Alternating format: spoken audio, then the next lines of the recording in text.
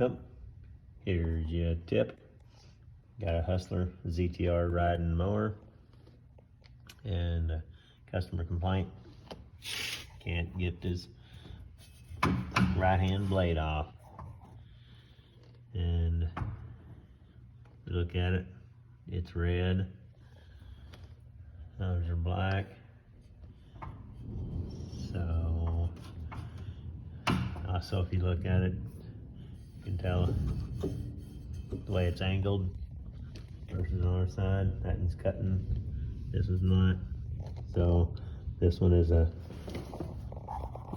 turns backwards, so it'll be left-handed threads. So zero impact on the righty loosen, lefty tighten.